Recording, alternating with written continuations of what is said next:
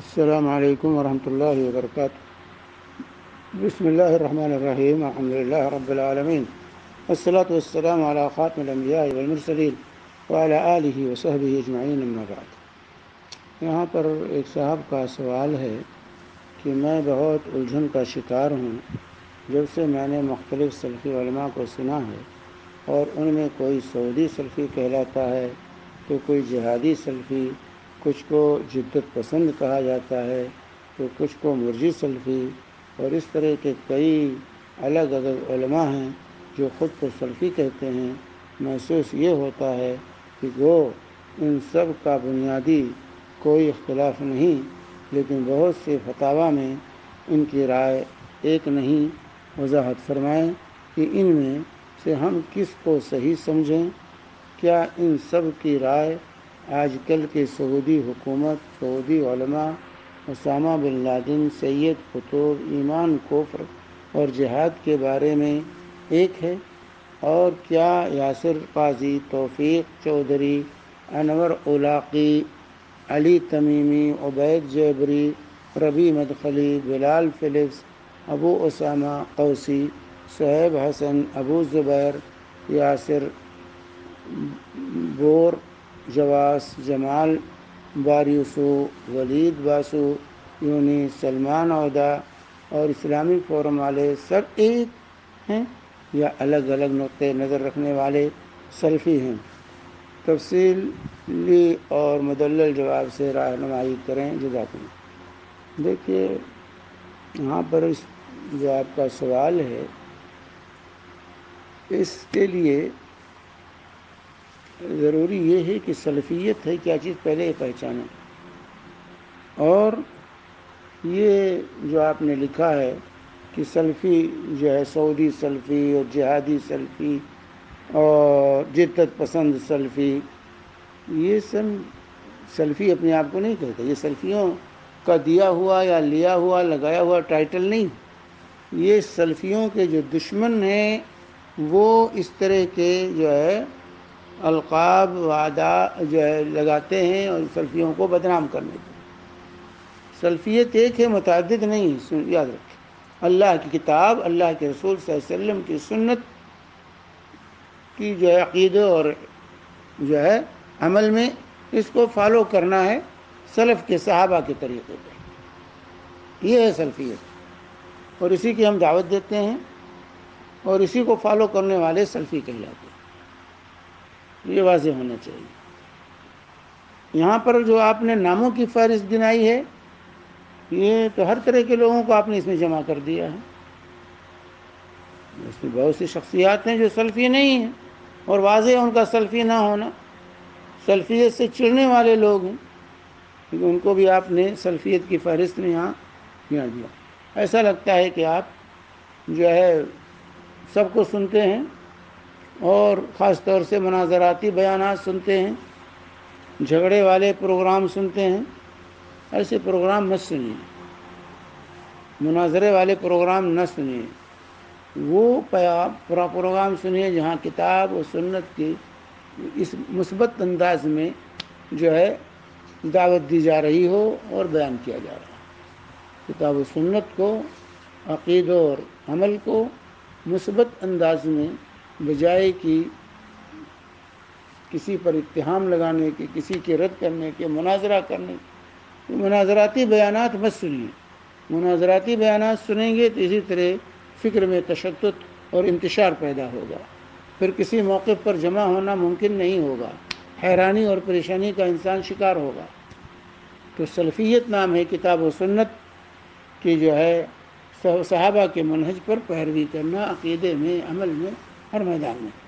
یہ واضح ہونا چاہیے کہ یہ جو ہے آپ نے جن شخصیات کو یہاں جمع کیا ہے، اس میں بہت سے لوگ ہیں جن کا سلفیت سے کوئی واسطہ نہیں ہے۔ تو سلفیت ایک منہج ہے، اسلام کی ترجمان منہج جو ہے، تو اس کو فالو کیجیے آپ، اور اس طرح سے مناظراتی بیانات مت سنیے۔ یہ میرا مشورہ ہے۔ اسی سے فکر میں تشتت اور انتشار پیدا ہوتا ہے۔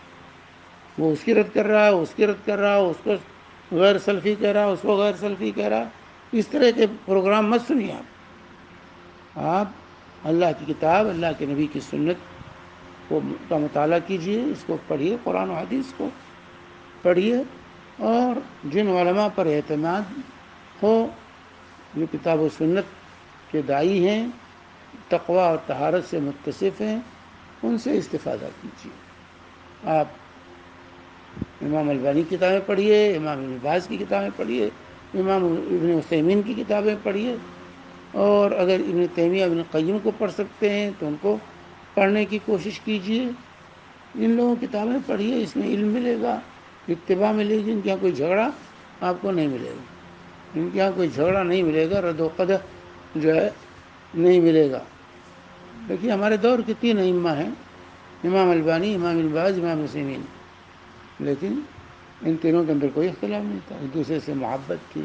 پیار تھا، ایک دوسرے کی قدر کرتے تھے، ایک دوسرے کے محفل میں بیٹھتے تھے جو ہے، اور باوجود کہ بعض مسائل میں ان کا اختلاف تھا۔ مسائل میں اختلاف ہو سکتا ہے، اس سے ہمیں جھجھبی نہیں ہونا چاہیے، ہر ایک کے سوچنے کا، سمجھنے کا انداز الگ الگ ہوتا ہے، تو مسائل میں اختلاف ہو جائے تو یہ اختلاف نہیں، دل میں اختلاف نہیں ہونا چاہیے، دل کا اختلاف اصل اختلاف ہے۔ مسائل میں اختلاف ہو سکتا ہے کیونکہ ہر ایک کے سوچنے سمجھنے کا انداز الگ الگ ہے، اس لیے جو ہے یہ نہیں بھائی ان کے درمیان اختلاف پایا جاتا ہے، اختلاف ہو سکتا ہے، لیکن ہمیں دیکھنا ہے کہ جس کا قول کتاب و سنت کے مطابق ہو، قرآن حدیث کے دلائل کے ساتھ ہو، اس کو مان لیں، اور جن کے ساتھ دلائل جن کا ساتھ نہیں دے رہے ہیں ان کو نظر انداز کریں، ان کو نظر انداز کریں، لیکن ان کو جو ہے بعض مسائل کی وجہ سے ان کو سلفیت سے خارج نہ کریں۔ سلفیت سے خارج ہوگا جب منہج میں اختلاف ہو، جب عقیدے میں اختلاف ہو، عقیدے کا اختلاف، اصول کا اختلاف انسان کو سلفیت سے خارج کرتا ہے۔ فروعی مسائل میں اختلاف کی وجہ سے انسان سلفیت سے خارج نہیں ہوتا، یہ واضح ہونا چاہیے۔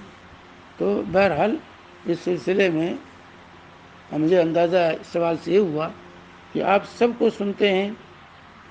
اور مناظراتی بیانات سنتے ہیں، رد اور قدح والے بیانات دلچسپی سے سنتے ہیں، جس کی وجہ سے اس طرح کی چیزیں آتی ہیں۔ تو بہرحال یہ جو شخصیات کا آپ نے فہرست پیش کی، اس میں بہت سی شخصیات ہیں جن کا سلفیت سے سید قطب کو کیا تعلق، سلفیت سے اسامہ بن لادن کو کیا تعلق، سلفیت سے جو ہے سلمان عہدہ ہیں، اس طرح کے لوگ سلفیت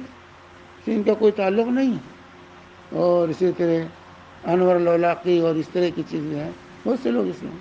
جن کا سلفیت سے کوئی تعلق نہیں ہے جو ہے۔ تو بہرحال شخصیات کے پیچھے مت جائیے، کتاب و سنت کو فالو کیجیے، اور جس کا قول بھی کتاب و سنت کے مطابق ہے سر آنکھوں پر،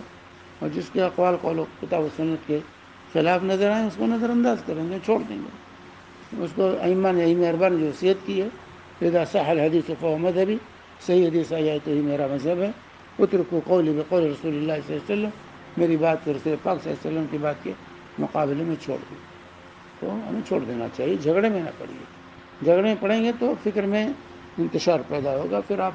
استقامت نہیں پیدا ہو سکتی۔ استقامت پیدا کرنے کے لیے آپ کتاب و سنت کا مطالعہ کیجیے، اور علماء میں جس کو قابل اعتماد آپ سمجھتے ہیں جو کتاب و سنت کے داعی ہیں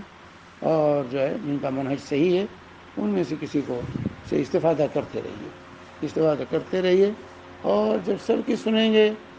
اور خاص طور سے مناظراتی بیانات سنیں گے تو فکر میں انتشار پیدا ہوگا اور استقامت حاصل نہیں ہو سکے گی۔ اللہ تبارک و تعالی ہمیں ہر طرح کے شر سے، ہر طرح کے فتنے سے جو ہے ہماری حفاظت فرمائے، وصلی اللہ علی نبینا محمد وعلی آلہ وصحبہ وسلم۔